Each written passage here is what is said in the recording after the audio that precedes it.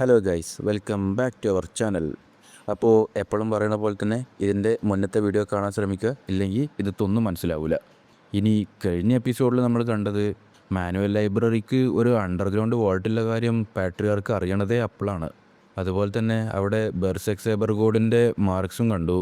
പിന്നെ physician bake hypnosis ആവാനുള്ള കാരണം കണ്ടെത്തി എന്ന് പറയുന്നതും അവിടെ പാട്രിയാർക്ക് ആകെ ഞെട്ടി നിൽക്കുന്നതോ ആയിട്ടുള്ള രീതിക്കാണ് നമ്മൾ നിർത്തിയത്.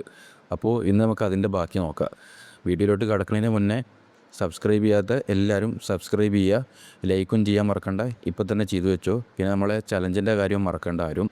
അപ്പോൾ നമുക്ക് നേരെ വീഡിയോയിലോട്ട് കിടക്കാം. ഫിസിഷ്യൻ ബേക്ക് ഹിപ്നോസിസ് ആവാനുള്ള കാരണം ഇതാണ് പറഞ്ഞ് കാണിച്ചു കൊടുത്തു. നോക്കുമ്പോൾ ഒരു കപ്പ്. ഈ കപ്പിൽ ഓപ്പിയം അടക്കം വലിയൊരു ഹാലുസിനോജൻസ് ഞങ്ങൾക്ക് കണ്ടെത്താൻ കഴിഞ്ഞു. കോപ്പ്. ഞങ്ങൾക്ക് കുറേ സമയം ഇല്ലാത്തതുകൊണ്ട് തന്നെ ബോട്ടിൽസ് മാത്രമേ ഡിസ്പോസ് ചെയ്യാൻ കഴിഞ്ഞുള്ളൂ. അദ്ദേഹം ഈ കപ്പും പിടിച്ച് വരാൻ ഞാൻ ഒരിക്കലും വിചാരിച്ചില്ല. ഫിസിഷ്യൻ ബേക്കിനെ ഞാൻ ഇതിന് മുമ്പേ ഇതിൽ ഉൾപ്പെടുത്തണമായിരുന്നു. ഇത് എൻ്റെ മിസ്റ്റേക്കാണ്. ഈ ഇൻവെസ്റ്റിഗേഷൻ ഇങ്ങനെ നാച്ചുറലായി കണ്ടത്. അതുകൊണ്ട് തന്നെ ഇപ്പോൾ ഇവിടെ നമ്മളും പെട്ടിരിക്കുന്ന അവസ്ഥയിലാണ്. ഇതാരാണ് കണ്ടുപിടിച്ചത്? അത് മൈനർ പ്രീസ്റ്റാണ് ഈ ക്ലൂ ഒക്കെ കണ്ടുപിടിച്ചത്. എന്ത്? മൈനർ പ്രീസ്റ്റോ? ഈ ഡ്രഗ്സ് യൂസ് ചെയ്ത് കഴിഞ്ഞാൽ അത് ഹാലുസിനേഷന് കാരണമാവും. ഹിപ്നോസിസ് ചെയ്യാൻ കഴിയുന്ന ഒരാൾക്ക് ഇതയാളുടെ അഡ്വാൻറ്റേജായി ഈസിയായി മാറ്റാൻ കഴിയും. പക്ഷേ ഇപ്പോഴും എനിക്കിതിൽ സംശയമുള്ളത് ഇതിൽ യൂസ് ചെയ്തിരിക്കുന്ന എമൗണ്ടിനെ കുറിച്ചാണ്. ഒരാളെ ഹിപ്നോസിസ് ചെയ്യണമെങ്കിൽ ലാർജ് എമൗണ്ട് തന്നെ ഇതിനു വേണ്ടി യൂസ് ചെയ്യണം. പക്ഷേ ആൽക്കഹോളിലെ ജെയ്ഡ് ബോട്ടിൽസൊക്കെ കംപ്ലീറ്റ്ലി ക്ലീനാണ്. അതുകൊണ്ട് തന്നെ മൈനർ പ്രീസ്റ്റാണ് സജസ്റ്റ് ചെയ്ത് ഇത് ചിലപ്പോൾ അവർ സീക്രറ്റായിട്ട് സ്വിച്ച് ചെയ്തിട്ടുണ്ടാവുമെന്ന്. അതുകൊണ്ട് തന്നെ ഈ കൾട്ടിൽ മറ്റ് ജെയ്ഡ് ബോട്ടിൽസും ചെക്ക് ചെയ്യണമെന്നാണ് മൈനർ പ്രീസ്റ്റ് പറഞ്ഞത്. സർമാ. Yes patriarch. ഇപ്പോൾ എന്തായാലും നമുക്ക് ഹിപ്നോസിസിനുള്ള കാരണമൊക്കെ കണ്ടെത്താൻ കഴിഞ്ഞല്ലോ. അതുകൊണ്ട് തന്നെ നമ്മുടെ ഗസ്റ്റിനൊക്കെ ഫ്രീ ആക്കിയേക്ക്. അതുപോലെ തന്നെ മൈനർ പ്രീസ്റ്റിനോട് പറഞ്ഞേക്ക് ഇൻവെസ്റ്റിഗേഷനൊക്കെ നിർത്താൻ. Yes patriarch. ഓ, അപ്പോൾ നമ്മുടെ പാട്രിയാർക്കാണ് അതൊക്കെ ഹൈഡ് ചെയ്ത് വെച്ചതല്ലേ? ഫുഡ് ചെക്ക് ചെയ്യണ ആൾക്കാർക്കിടയിൽ ഒരു സ്പൈ ഉണ്ടാവാൻ സാധ്യത ഉണ്ടെന്ന് റിപ്പോർട്ട് ചെയ്യാൻ വേണ്ടി നിൽക്കുമായിരുന്നു ഞാൻ. പക്ഷേ ഇത് കണ്ടിട്ട് ഇനി അതിൻ്റെ ആവശ്യം ഉണ്ടാവില്ല. പിന്നെ നമ്മൾ കാണിക്കുന്നത് ബാങ്ക്വറ്റ് ഹാളിൻ്റെ കിച്ചനാണ്. പാട്രിയാർക്ക് ഞാൻ ഇൻവെസ്റ്റിഗേഷൻ നിർത്തണം എന്നാണോ പറയുന്നത്? അതെ, ആക്ച്വലി നമ്മുടെ പാട്രിയാർക്കാണ് ഓർഡർ ഇട്ടത് ഈ ജെയ്ഡ് ബോട്ടിൽസൊക്കെ ഹൈഡ് ചെയ്യാൻ പറഞ്ഞിട്ട്.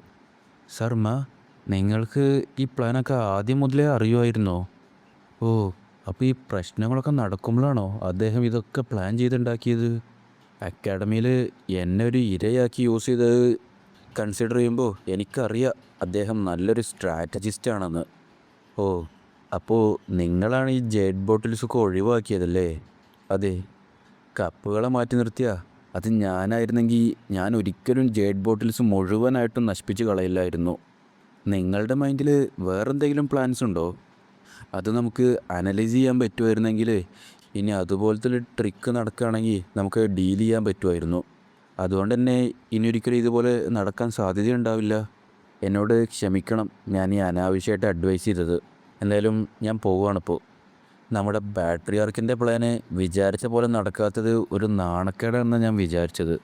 പക്ഷേ നമ്മൾ ഫ്യൂച്ചറിനെ കുറിച്ച് ആലോചിക്കുകയാണെങ്കിൽ ഈ ഡ്രഗ്സിൻ്റെയൊക്കെ റെമനൻസ് കണ്ടെത്താൻ കഴിഞ്ഞത് നല്ലൊരു കാര്യം തന്നെയാണ്.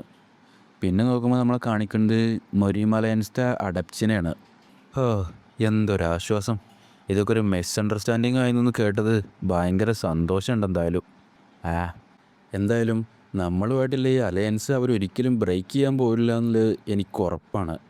കാരണം അവർക്ക് നമ്മളോടൊപ്പം ഫൈറ്റ് ചെയ്യുക എന്ന് പറഞ്ഞു കഴിഞ്ഞാൽ അതൊരു ഈസി ആയിട്ടുള്ള കാര്യമല്ല. ഞാൻ വിചാരിക്കുന്നത് നിങ്ങൾ പറഞ്ഞത് ശരിയാണെന്നാ. നോ, ഡിമോണിക്കൾട്ടി ഇൻസിഡൻറ്റ് യൂസ് ചെയ്ത് അവരിതൊന്ന് അഡ്വാൻറ്റേജ് എടുക്കും. എന്നിട്ട് ഈ അലയൻസിൽ അവരായിരിക്കും ഒരു ലീഡിങ് ഹാൻഡായി മാറുക. പക്ഷേ ഇതിൽ ഫാക്റ്റ് എന്താണെന്ന് വെച്ചാൽ അവരൊന്ന് പിന്നോട്ട് വലിഞ്ഞു. എന്തായാലും ഇതിന് മൈനർ പ്രീസ്റ്റ് യോണിനോടാണ് താങ്ക്സ് പറയേണ്ടത്. സത്യം മറച്ചു വെക്കരുതെന്നും ഇവിടെ നല്ല കാര്യങ്ങൾ നടക്കണമെന്നുമാണ് അദ്ദേഹം ചൂസ് ചെയ്തത്.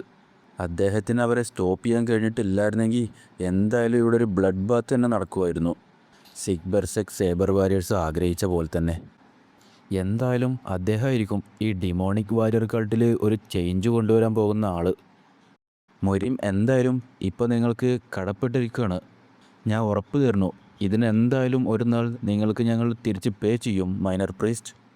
പിന്നെ നമ്മളെ കാണിക്കുന്നത് 6 ബെർസെർക് സേബർ വാരിയേഴ്സിൻ്റെ അറ്റാക്ക് കഴിഞ്ഞ് 4 ദിവസത്തിന് ശേഷമാണ്. ഡിമോണിക് കൾട്ടിൻ്റെയും റൈറ്റേഴ്സ് ഫാക്ഷൻ്റെയും അലയൻസ് ഇപ്പോൾ ഒഫീഷ്യലായി. ഈ ന്യൂസ് കൾട്ടിലെ എല്ലാ ജനങ്ങൾക്കും അനൗൺസ് ചെയ്തു. പക്ഷേ എന്തൊക്കെയായാലും ഡിമോണിക് കൾട്ടിലെ ജനങ്ങൾ ഈ ന്യൂസിൽ എന്തായാലും ഹാപ്പി അല്ല. കാരണം പണ്ട് മുതലേ ഡിമോണിക് കൾട്ടും റൈറ്റേഴ്സ് ഫാക്ഷനും തമ്മിൽ ഭയങ്കര ശത്രുതയായിരുന്നു. ഞാൻ കേട്ടു ഇന്ന് നിങ്ങൾ പോവുകയാണെന്ന്. ഇത് ഈ കൾട്ടത്തെ ജനങ്ങൾ കാരണം കൊണ്ടാണോ? അവരെ നിങ്ങൾ കാര്യമാക്കണ്ട. ഏയ് അതൊന്നുമല്ല, വേറെ കുറച്ച് കാര്യങ്ങളുള്ളതുകൊണ്ട് ഞങ്ങൾക്ക് കുറച്ച് നേരത്തെ പോകേണ്ടി വന്നു എന്നേ ഉള്ളൂ. എന്തായാലും നിങ്ങളുടെ ഈ ഹോസ്പിറ്റാലിറ്റിക്ക് വളരെ നന്ദി. സ്ട്രാറ്റജിസ്റ്റ് ജഗാല് പറഞ്ഞ പോലെ 6 ബെർസെർക് സേബർ വാരിയേഴ്സിൻ്റെ ഒരു സ്പൈ ഈ മൊരീമിലുണ്ടെങ്കിൽ തീർച്ചയായും കുറച്ച് സംശയിക്കേണ്ട കാര്യങ്ങളുണ്ട്. അതുകൊണ്ട് തന്നെ ഞങ്ങൾക്ക് എത്രയും പെട്ടെന്ന് തന്നെ തിരിച്ചു പോയി ഇൻവെസ്റ്റിഗേറ്റ് ചെയ്യണം. ഇത് ഞങ്ങളുടെ ലോഡ് പ്രസൻറ്റ് ചെയ്ത മൊരീം ടൂർണമെൻറ്റിനുള്ള ഇൻവിറ്റേഷനാണ്. I see. നമ്മുടെ അലയൻസ് ഇപ്പോൾ എന്തായാലും ഒഫീഷ്യൽ ആയതുകൊണ്ട് തന്നെ ഞങ്ങൾ എന്തായാലും അതിൽ വന്ന് പങ്കെടുക്കുന്ന അദ്ദേഹത്തിനോട് പറഞ്ഞേക്കൂ. പാട്രിയാർക്ക് ഇപ്പോൾ നോൺ ആവാറായി. ഇത് നിങ്ങളുടെ പബ്ലിക് ഹാളിലുള്ള സ്പീച്ചിൻ്റെ ടൈം ആവാനായി. ആ ഓക്കെ. നിങ്ങളെന്തായാലും ബിസിയാണെന്ന് ഞങ്ങൾക്ക് മനസ്സിലായി. അതുകൊണ്ട് തന്നെ ഞങ്ങൾ പോവുകയാണ്. ശരി, എങ്കിൽ യാത്രയൊക്കെ സേഫ് ആവട്ടെ. അവരുടെ ഇടയിൽ തന്നെ 6 ബെർസെർക് സേബർ വാരിയേഴ്സിൻ്റെ ഒരു സ്പൈ ഉണ്ട്. അതുകൊണ്ട് തന്നെ അവർക്കിവിടെ വെറുതെ ചുറ്റിത്തിരിയാനുള്ളൊരു സമയമൊന്നും ഉണ്ടാവില്ല. പിന്നെ നമ്മൾ കാണിക്കുന്നത് ഫ്ലൈയിങ് ഫാൻസെക്റ്റിൻ്റെ ഗസ്റ്റ് ഹൗസാണ്. ഇതെന്താണ്? നമ്മുടെ പാട്രിയാർക്ക് മറ്റെല്ലാ കാര്യങ്ങളും അനൗൺസ് ചെയ്തു.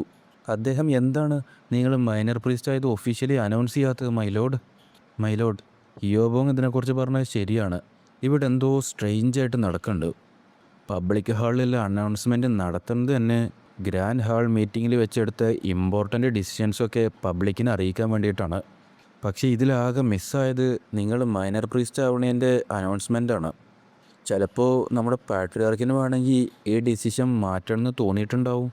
പക്ഷേ നമ്മുടെ ലോഡാണെങ്കിൽ ഈ എല്ലാ പ്രോസസ്സ് കൂടിയും കടന്നു പോയതാണ്. അദ്ദേഹം ടൂർണമെൻറ്റ് ജയിച്ചതാ, വിറ്റ്നസിനെയും റിക്രൂട്ട് ചെയ്തു. ഇത് പാട്രിയാർക്കിൻ്റെ മനസ്സ് മാറുമ്പോൾ മാറ്റാൻ പറ്റുന്ന തരത്തിലൊരു ഡിസിഷനാണോ? എനിക്കിതിനെക്കുറിച്ച് ഉറപ്പൊന്നുമില്ല. പക്ഷേ എല്ലാ 6 മൈൻ സെക്റ്റും ഇദ്ദേഹത്തിനെതിരെ നിൽക്കുമ്പോൾ എനിക്ക് മനസ്സിലാവുന്നില്ല എന്തിനു വേണ്ടിയിട്ടാണ് പാട്രിയാർക്ക് ഈ കൾട്ടിലെടുത്ത ഡിസിഷൻ മാറ്റാൻ നിൽക്കേണ്ടതെന്ന്. ഓ, അപ്പോൾ നിങ്ങൾ പറഞ്ഞു വരുന്ന ഇവിടെ ഒരു ഒബ്ജക്ഷൻ ഉണ്ടെങ്കിൽ അദ്ദേഹത്തിന് എപ്പോൾ വേണമെങ്കിലും എൻ്റെ മൈനർ പ്രീസ്റ്റ് സ്റ്റാറ്റസ് തിരിക്കാമെന്നാണോ? അദ്ദേഹം ഇതിനെക്കുറിച്ച് ഒട്ടും ഇമോഷണലേ ആവണില്ല. ഇനി എന്തെങ്കിലും ഉണ്ടെങ്കിൽ തന്നെ ഇത് അദ്ദേഹത്തിനെ ബാധിക്കില്ല എന്നുള്ള രീതിക്കാണ് അദ്ദേഹം സംസാരിച്ചുകൊണ്ട് നിൽക്കുന്നത്. ഞാനിത് നിങ്ങളോട് പിന്നെ പറയാമെന്ന് വിചാരിച്ച് നിൽക്കുകയായിരുന്നു. പക്ഷേ കണ്ടിട്ട് ഇതാണിപ്പോൾ ബെസ്റ്റ് ടൈം എന്നാണ് തോന്നുന്നത്.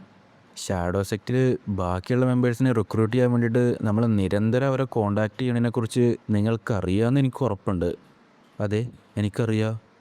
പക്ഷേ ഇന്നലെ രാത്രി ഞങ്ങൾ ഷാഡോ സെക്റ്റിൻ്റെ മാനർക്ക് പോയപ്പോൾ അവിടെ ഒരാളെപ്പോലും കാണാൻ കഴിഞ്ഞില്ല. അവിടെ ആരുമില്ലാന്നോ? നിങ്ങൾ വിചാരിക്കണ്ടോ മറ്റുള്ള 4 സെക്റ്റുകാരാവും ഇത് ചെയ്തിട്ടുണ്ടാവുകയെന്ന്? അത് പാതി ശരിയാണ്. എന്താ നിങ്ങളതുകൊണ്ട് ഉദ്ദേശിക്കണത്? അത് നമ്മുടെ പാട്രിയാർക്കിൻ്റെ ആൾക്കാരാണ് ഇതൊക്കെ ചെയ്തത്. നിങ്ങൾ പറയുന്നത് പാട്രിയാർക്കിന് വേണ്ടി ഡയറക്റ്റ്ലി വർക്ക് ചെയ്യണ വാരിയേഴ്സിനെ കുറിച്ചാണോ? ഷാഡോ സെക്റ്റിൻ്റെ ബാക്കിയുള്ള ഫോഴ്സിൽ പകുതി സോർഡ് സെക്റ്റിനും അസൈൻ ചെയ്തു, ബാക്കി പകുതി സേബർ സെക്റ്റിനും അസൈൻ ചെയ്തു. അപ്പോൾ നിങ്ങൾ പറഞ്ഞു വരുന്ന സേബർ സെക്റ്റിനും സോർഡ് സെക്റ്റിനും സ്ട്രോങ് ആവാൻ നമ്മുടെ പാട്രിയാർക്ക് തന്നെ സഹായിക്കുകയാണെന്നാണോ? നമ്മുടെ ലോഡിൻ്റെ പവറിനെ പാട്രിയാർക്ക് സപ്രസ് ചെയ്യാൻ നോക്കുകയാണെന്നുള്ളതിൻ്റെ ഒരു വ്യക്തമായിട്ടുള്ളൊരു സൂചന തന്നെയല്ലേ ഇത്?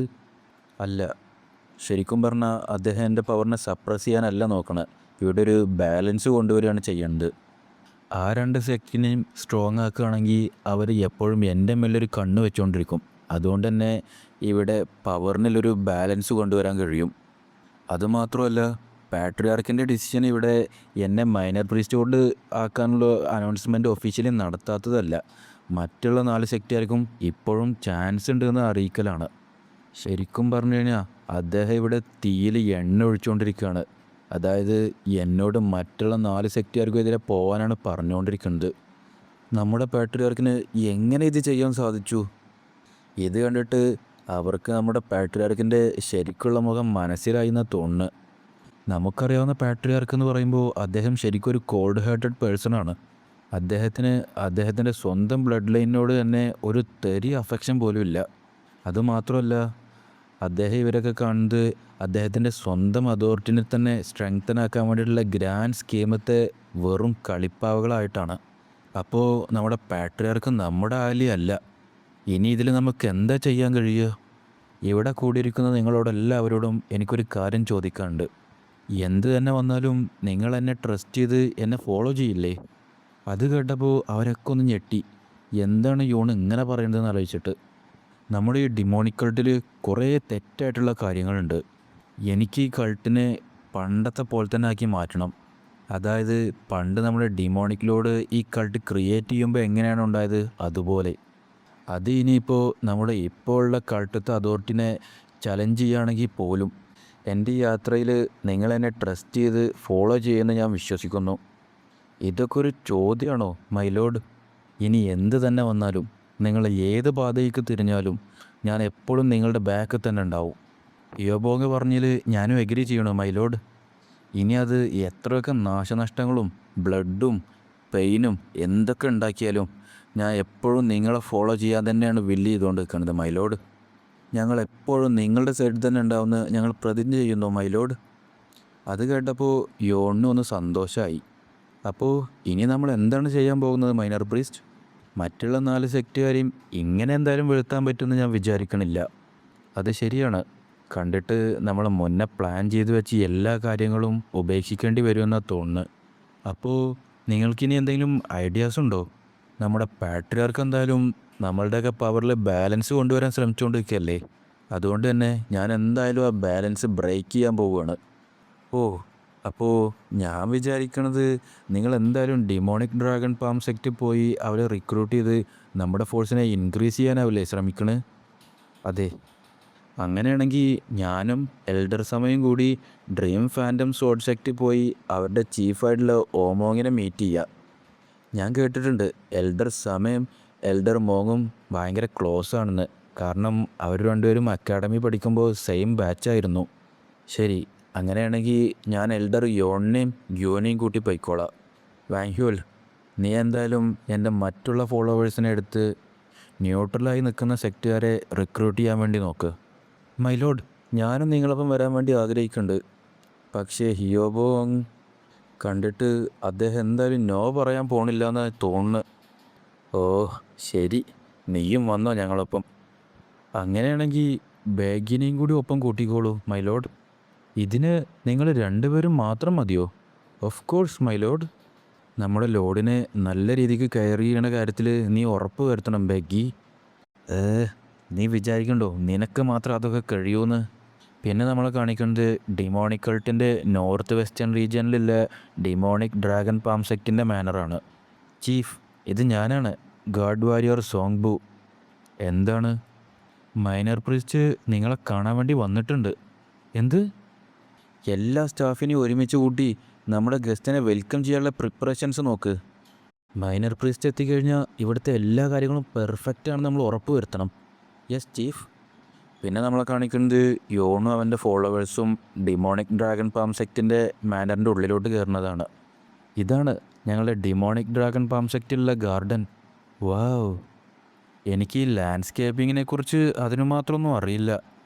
പക്ഷേ ഇവിടെ എന്തായാലും നല്ല രീതിക്ക് തന്നെ വർക്ക് നടന്നിട്ടുണ്ടെന്ന് എനിക്ക് പറയാൻ കഴിയും. ഈ ഗാർഡൻ ടേക്ക് കെയർ ചെയ്യുന്നത് മാത്രമാണ് എൻ്റെ ഗ്രാൻഡ് ഫാദറിൻ്റെ ഹോബി. Greetings minor priest. ഞാൻ 8th എൽഡർ യോൺ മുൻ. ഗ്രീറ്റിംഗ്സ് എൽഡർ മുൻ. അപ്പോഴാണ് ഗ്യൂവിൻ്റെ ഗ്രാൻഡ് ഫാദർ അവൾ ശ്രദ്ധിക്കുന്നത്. നീ ഇപ്പോഴും സ്കിൻ മാസ്ക് വെച്ചുകൊണ്ടാണോ നടക്കുന്നത്? ഞാൻ തന്നെ നിങ്ങളെ ഗസ്റ്റ് ഹൗസിലേക്ക് എസ്കോർട്ട് ചെയ്യാം മൈനർ പ്രീസ്റ്റ്. അതെല്ലാം നിങ്ങൾ തന്നെ ചെയ്യണമെന്ന് ഒരാവശ്യമില്ല എൽഡർ മുൻ. പക്ഷേ എന്തായാലും നിങ്ങളുടെ ഹോസ്പിറ്റാലിറ്റിക്ക് വളരെ നന്ദി. അപ്പോഴത്തേനാണ് ഒരു ഗാർഡ് ഓടി വന്നത്. ചീഫ്, എന്താ? 3rd എൽഡറും 4th എൽഡറും പിന്നെ യങ് ലോഡ് മൊഗിയാൻജിയോണും ഫ്രണ്ട് ഗേറ്റിൽ എത്തിയിട്ടുണ്ട്. അവർക്ക് നിങ്ങളെ കാണണമെന്നാണ് പറയണത്. എന്ത്? Feel free. നിങ്ങളെന്തായാലും നിങ്ങളുടെ ബിസിനസ് നോക്കിക്കോ എൽഡർ മുൻ. ഞങ്ങളെക്കുറിച്ച് ആലോചിച്ച് നിങ്ങൾ വറി ചെയ്യണ്ട. നിങ്ങളുടെ ഈ കൺസിഡറേഷന് വളരെ നന്ദി മൈനർ പ്രീസ്റ്റ്. ഫ്രണ്ട് ഗേറ്റിൽ നിന്ന് നമ്മുടെ ഗസ്റ്റിനൊക്കെ വേറൊരു ബിൽഡിങ്ങിലേക്ക് എസ്കോർട്ട് ചെയ്യുക. ഞാൻ മൈനർ പ്രീസ്റ്റിനെ എസ്കോർട്ട് ചെയ്തതിന് ശേഷം അവിടെ എത്താം. Yes chief. പിന്നെ നോക്കുമ്പോൾ അവിടെ ഇരുന്ന് അവിടെ എല്ലാവരും വർത്തമാനം പറയുന്നതാണ് നമ്മളെ കാണിക്കുന്നത്. ഇത് ശരിക്കും നല്ല ഭംഗിയുള്ളൊരു മാനറാണ്. ലാൻഡ്സ്കേപ്പിംഗ് എസ്തെറ്റിക്സിനുള്ള നിങ്ങളുടെ കണ്ണിനെക്കുറിച്ച് എല്ലാവരും പറയേണ്ടത് എന്തിനാണെന്ന് ഇപ്പോഴാണ് എനിക്ക് മനസ്സിലായത്. ഓഹ്, നിങ്ങൾ എന്നെ വല്ലാണ്ട് പുകഴ്ത്തുന്നുണ്ട് മൈനർ പ്രീസ്റ്റ്. ഇതൊക്കെ എൻ്റെ ഒരു എല്ലാ ദിവസത്തെയും ഹോബി മാത്രമാണോ? കണ്ടിട്ട് നമ്മുടെ ഫുഡൊക്കെ റെഡിയാണെന്നാണ് തോന്നുന്നത്. ഇനി നമുക്ക് വർത്താനം നിർത്തി ഫുഡ് കഴിക്കാം. നിങ്ങളുടെ ഈ ഹോസ്പിറ്റാലിറ്റിക്ക് വളരെ നന്ദി. അത്രയും ഫുഡൊക്കെ കണ്ടിട്ട് ഹിയോബോങ്ങാണെങ്കിൽ ആകെ അന്തം വിട്ട് നിൽക്കുകയാണ്. എപ്പോഴും നമ്മൾ ഓരോ എൽഡർമാരെ പോയി മീറ്റ് ചെയ്യുമ്പോൾ എന്തെങ്കിലുമൊക്കെ തെറ്റായിട്ടുള്ള കാര്യങ്ങൾ സംഭവിക്കാറുണ്ട്. പക്ഷേ ഇപ്പോൾ എന്തായാലും നല്ല രീതിക്ക് തന്നെ കാര്യങ്ങൾ പോകുമെന്നാണ് തോന്നുന്നത്. ഇപ്പോഴും ഞാൻ അതിനെക്കുറിച്ച് ആലോചിച്ച്, ഡിമോണിക് ഡ്രാഗൺ പാം സെക്ടത്തെ ചീഫിന് ഒരു ഗ്രാൻഡ് ഡോട്ടർ ഉണ്ടെന്ന് ഞാൻ കേട്ടിട്ടുണ്ട്. ജോ പറഞ്ഞിട്ടുണ്ടല്ലോ അവനൊരു ട്വിൻ സിബ്ലിംഗ് ഉണ്ട് എന്നുള്ളത്. അപ്പോൾ അവളായിരിക്കും ആ ഗ്രാൻഡ് ഡോട്ടർ.